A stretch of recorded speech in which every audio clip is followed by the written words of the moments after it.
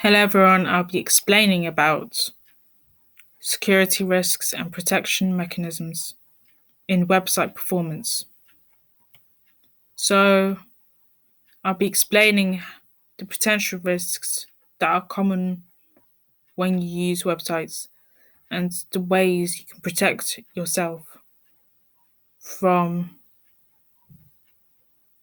the risks that take place, and it can help you to prevent you from getting that risk happening to you.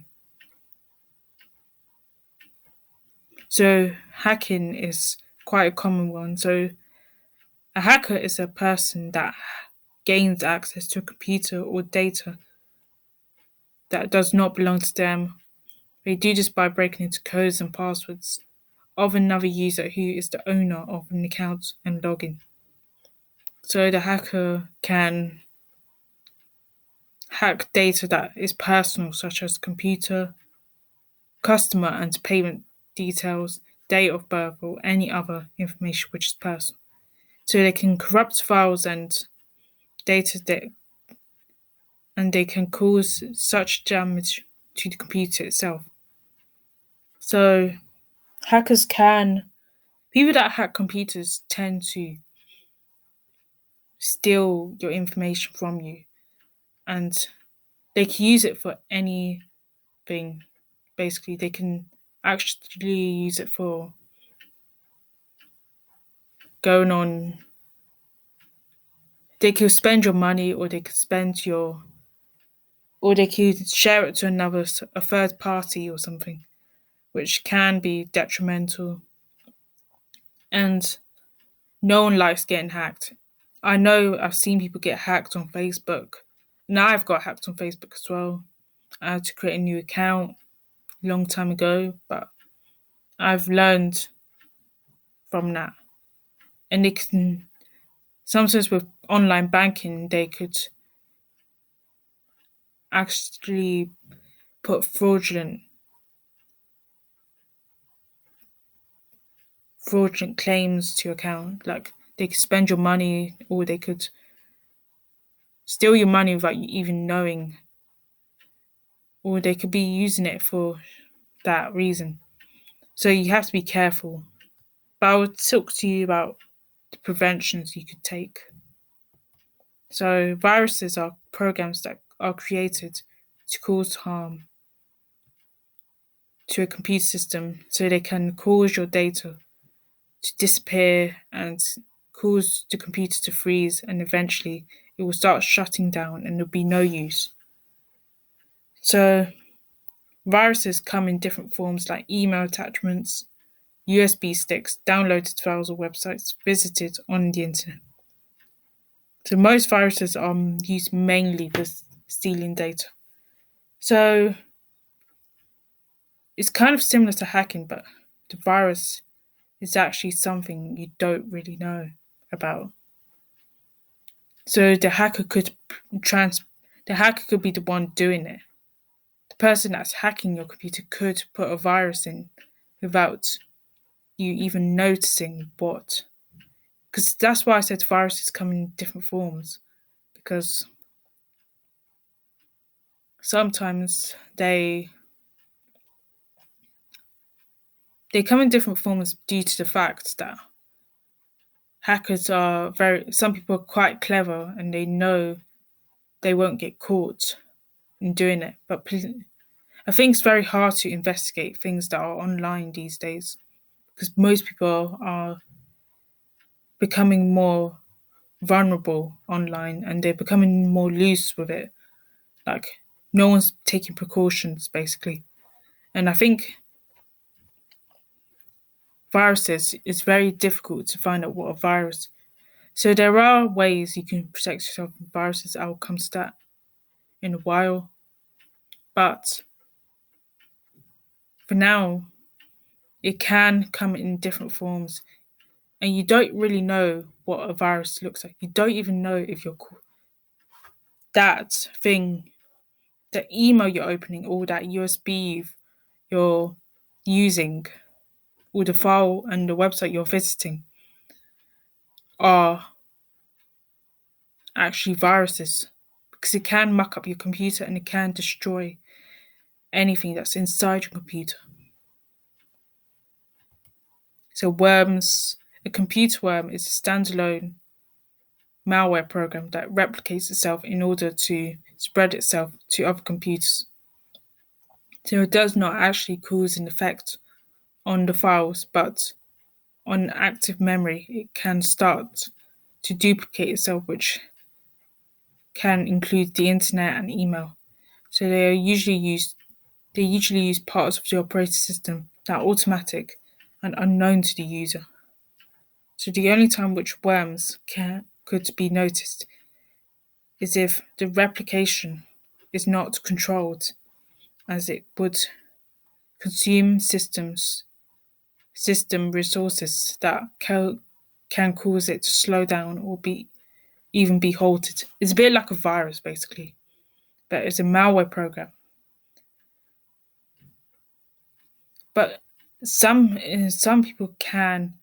There are people that could create these type of programs, and I think you need to be careful sometimes when you're on computers because you can't trust everything you see. Well, mainly on the internet, I would say, because you can't trust everything you are on the internet. So it can be like a pop up or something that's telling you to go on this, maybe a video link or something. It could be that anything that's unknown to the user. It's basically that something you don't really know what's inside. You don't know what it is. You can't see it. It's not easy to discover what the worms.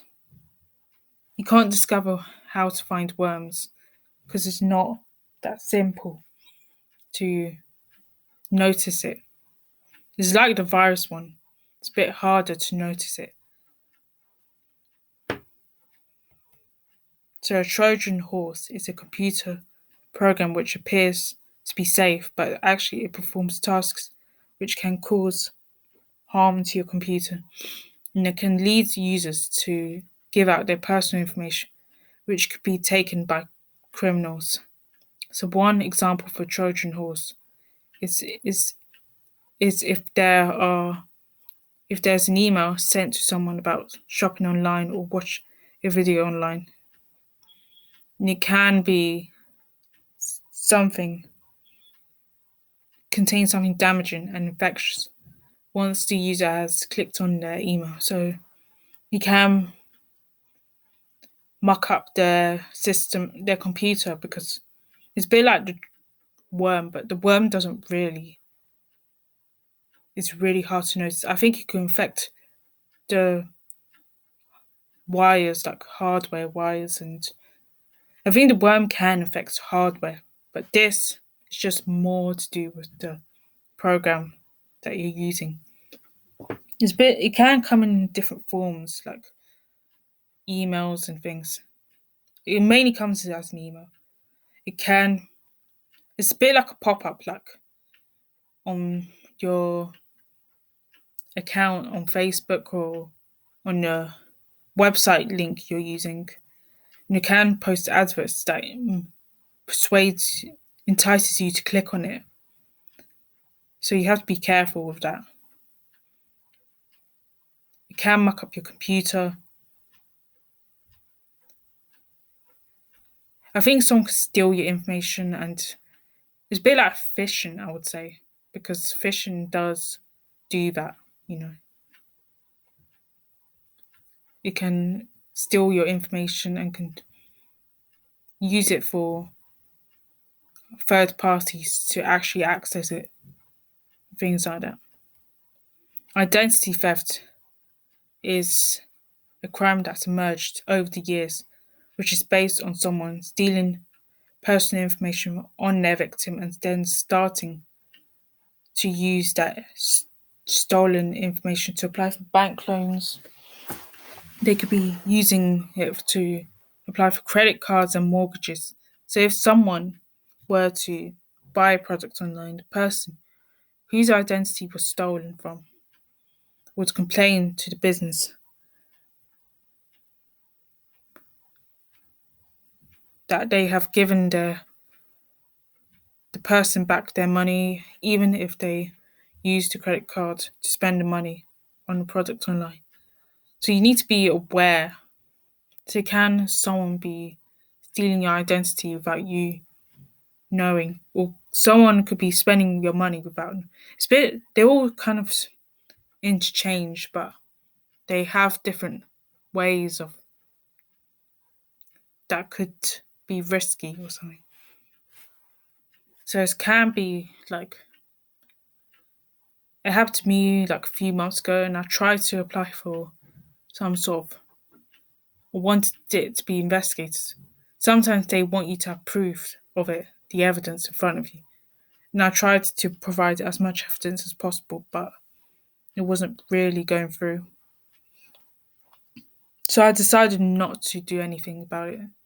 But it can happen, but you need to be checking your apps and things, I would say. But I will talk to you about that in a second, about how to prevent yourself. It's particularly websites this is about. So sometimes there is an identity theft based on creating websites that look similar to, so they can copy that website by basically making it look like the original website, and then they could start to collect information that's personal to you. And people have fallen victim to these things. It's very heartbreaking to see, because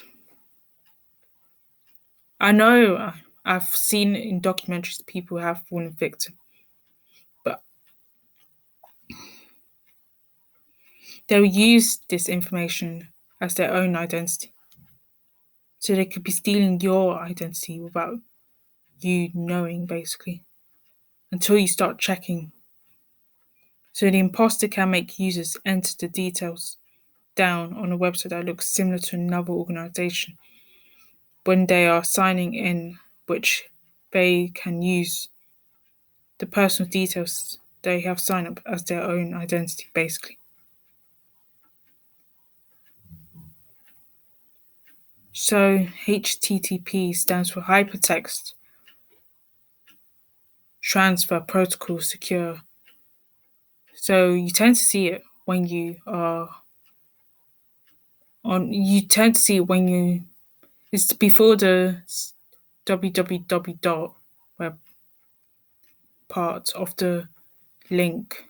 So it's a protection mechanism that is usually used on websites on the internet. So this is the HTTP combined with the secure sockets layer, so which is the SSL, to keep the secure identification and encrypted communications with the web server. When using any website that has HTTPS to perform any tasks which involve giving out personal information, there is only one way that the user could know that the website is secure. If it says, if that's the yes at the end, it's secure, basically. And you're protected while you're using the website. So users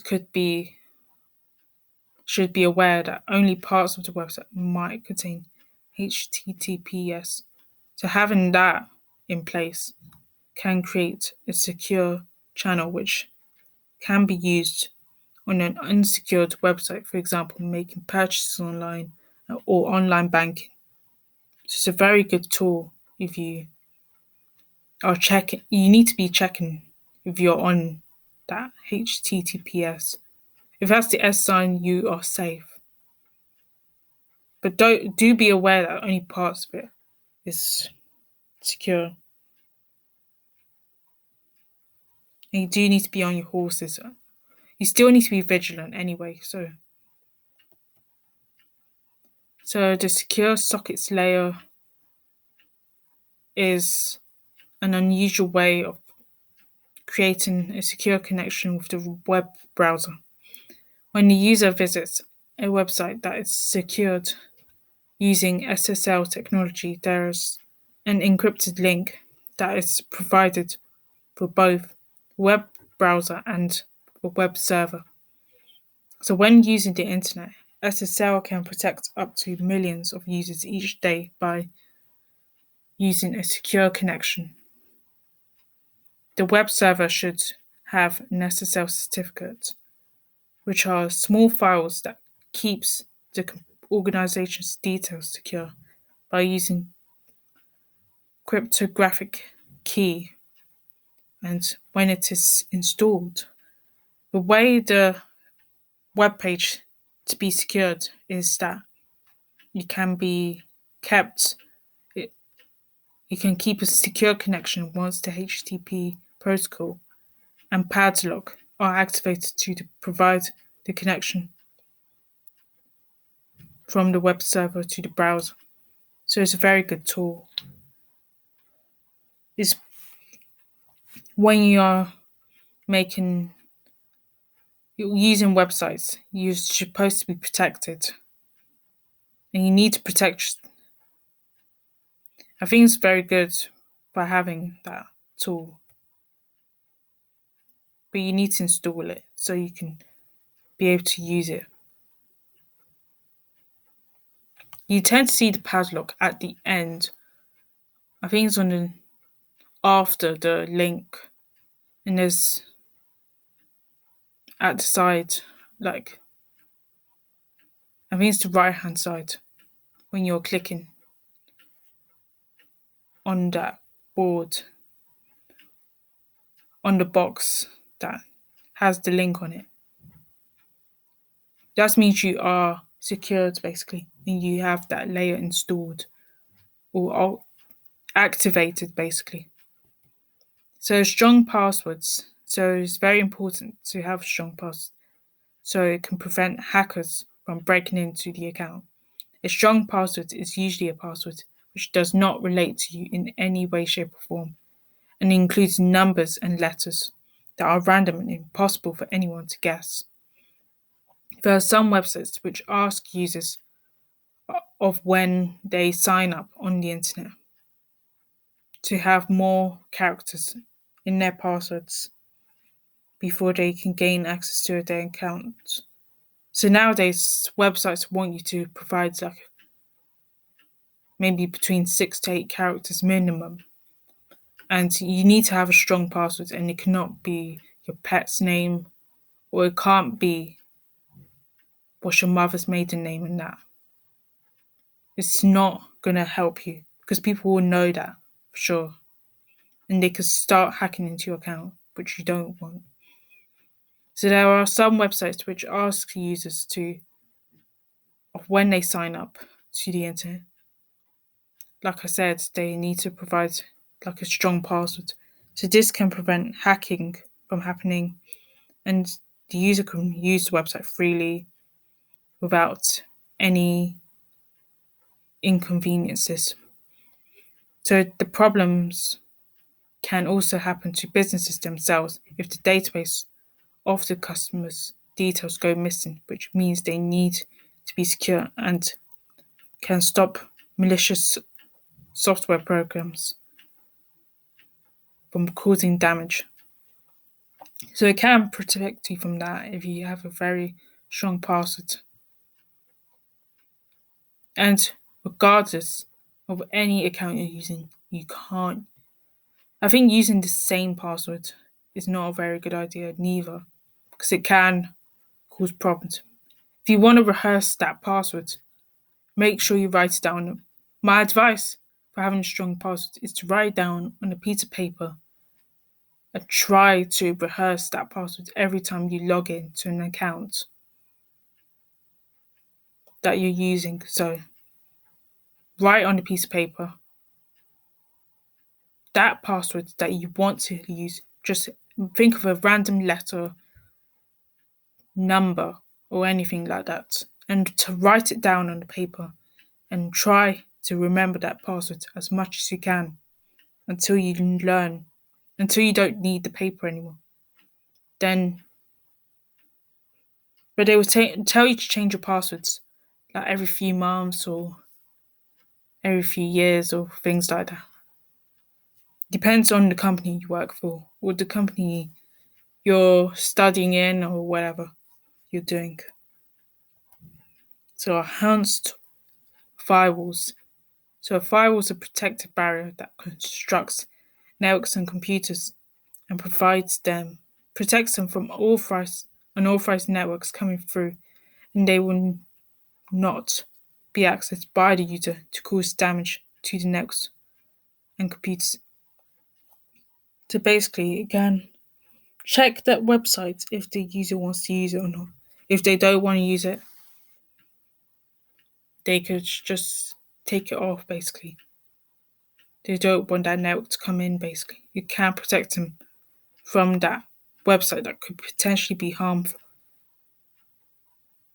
So there is a gateway that is set up in the firewall so it can expect the data that is coming through, and then it lets the authorized data through. So basically, that's what I was trying to say. So the way it works is that the ports open and close so that the protocols, and IPS address are connected at the same time. So ports are similar to doors as they can open and close, and they have an identification number. They are different ports. There are different ports which are used for different things such as emails. To avoid being hacked is by closing the ports so hackers cannot take advantage with the computer system or the network that has been used. So it's a very good tool for protecting yourself from websites that are quite dodgy, basically, and that are not within the regular safety protocols that you want.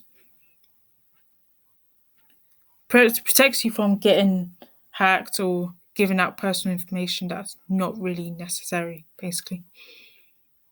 Or that could potentially be fatal for somebody. So RAS certificates. So RAS is short for Ron, Rivest, Adi, Shamir, and Leonard Adelman. So an RAS certificate is a professional program which is good for offering the knowledge, the skills, and the credentials that professionals working in technology will need, of which it can enable them to keep the secure operating systems that are used within the organization.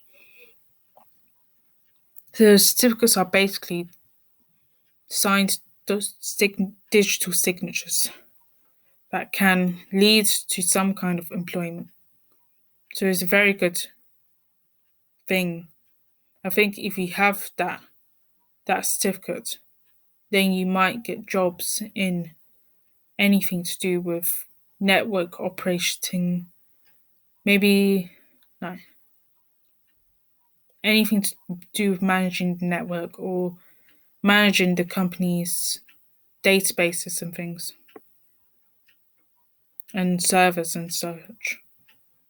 So certificates are basically signed document signatures.